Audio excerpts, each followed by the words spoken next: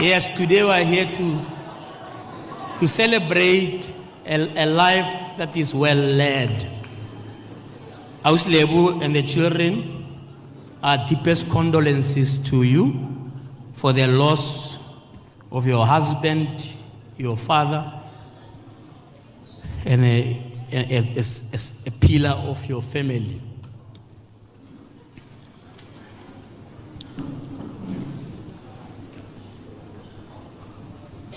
Moholo did what many Christians fail to do, which is to go and make the whole world Jesus' disciples. The problem with Christians sometimes is that they tend to preach to the converted. And so they form churches as some kind of clubs. Exclusive clubs. They even fight there. If you think the politics within the ANC and so on are bad, just go to a church. It's worse there than the politics, because they are fighting over church funds, being on the council of the church. It has become a small club that has lost its mission. The mission is to go out there and make all mankind Jesus' disciples. And this is what he did. Because in a recent podcast, he was asked, don't you mind that people are playing your music in taverns? He says, no, that's exactly where that music is needed. It's exactly because hey, I better get my things straightened. And when we come to a funeral, sometimes it's less about the person who has passed away, but more about us, whether we are ready to learn that our day is also coming. And whether or not when that day comes, we will be ready to face our Maker and answer whether we did what his mandate was, what is called in the Bible the Great Commission. Go out there and make the whole of humankind my disciples. So that way we can say, Moholo, you have fought a good fight. You have run a good race. You have kept the faith. And each of us must ask ourselves the question, if when you leave this hall you drop dead, will you be ready to face your Maker? But that's not what I wanted to talk about. I wanted to get that out of the way and just talk about the fact that this society has failed Moholo. It's as simple as that. A couple of weeks ago, there was a white chap called Tom London. He was in a public hospital. I think it was Helen Joseph Hospital. And he was disgusted by the treatment he got there. He made a very big noise. Within 2 days, and I don't even have to tell you who gave him money, but he was in a private hospital having raised 300,000 rands to move from Helen Joseph to a private hospital.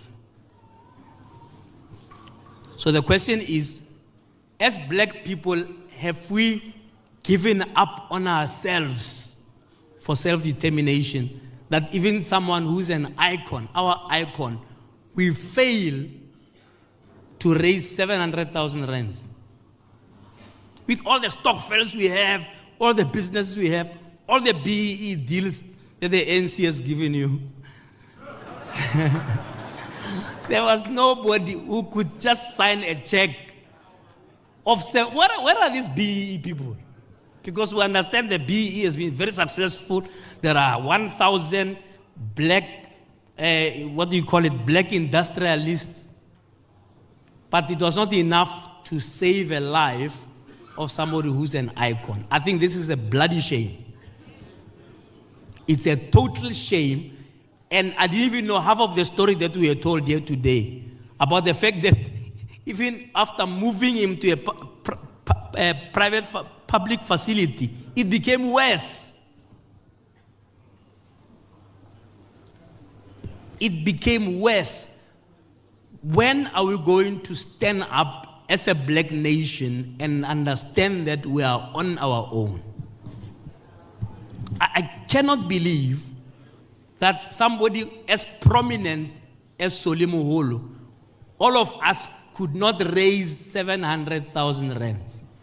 With all the spaza shops we own, all the businesses we own, all the professionals in high-ranking jobs, CEOs of companies, nobody was shaken enough to say, let's put this money there. Of course, life is not guaranteed. Now, other people say, yeah, no, we don't know. Even if we pay the money, he may still have passed. No. The reason you have hospitals is to make sure you do not have people passing unduly early. That's why otherwise you not have doctors. Doctors are there to save lives.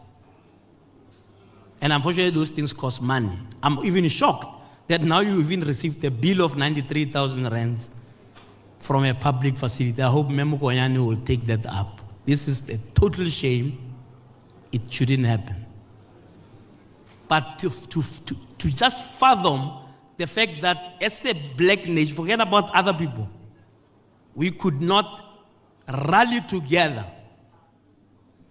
right, to save a life that we so adore. And it's this tendency, it's a tendency to like funerals. I don't know where this tendency comes from. So the government agreed yesterday that, there'll be a provincial funeral. Let me tell you, without even having the facts, that I'm sure that cost of that designation as an official funeral will cost millions. It will cost 4 times what you could have spent to save a life of a person. Now you come and we must ululate that you have now made it a provincial funeral. No, this is nonsense.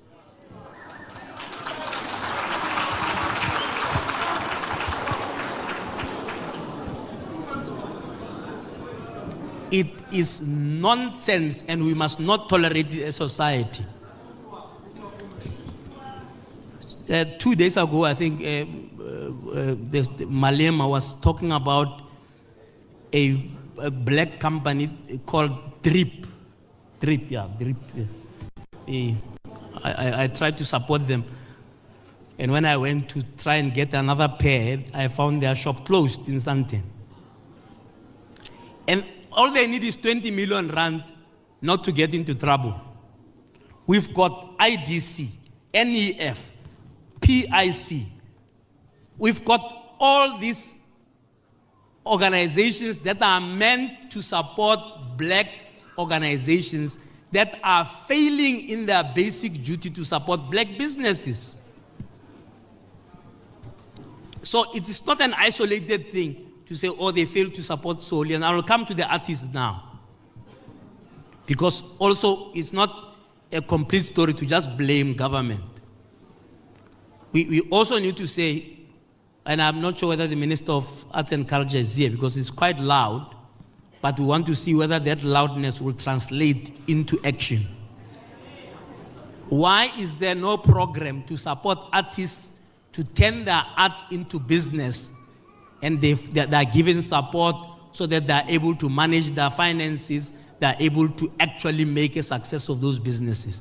I'm not aware of a solid program like that. If it's there, it's too quiet.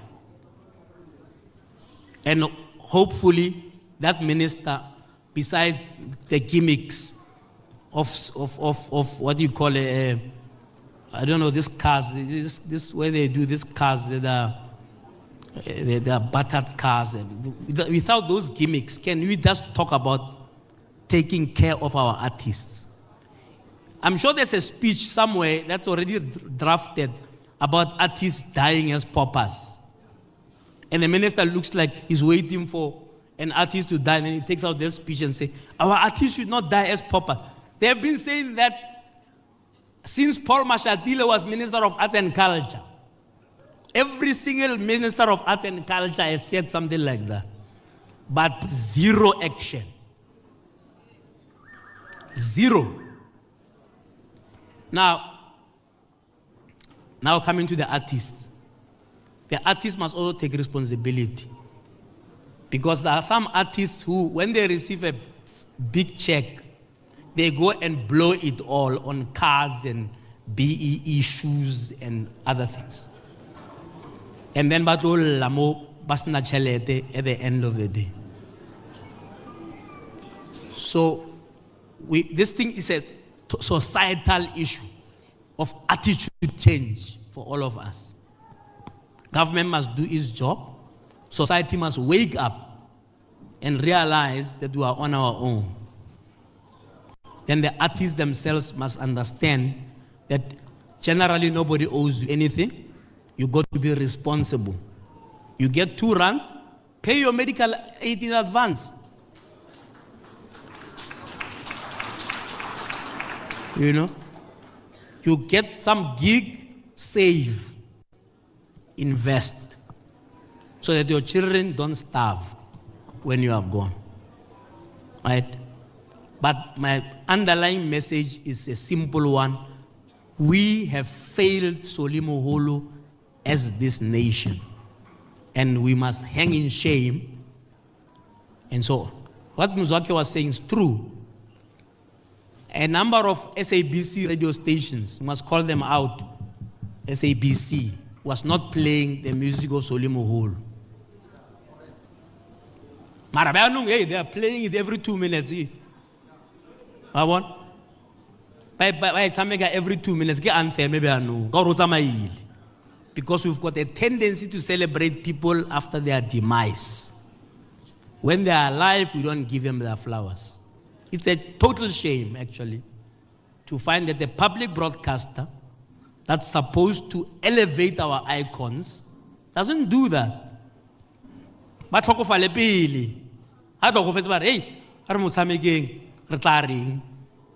because everybody now is playing the music, every corner you hear the music everywhere.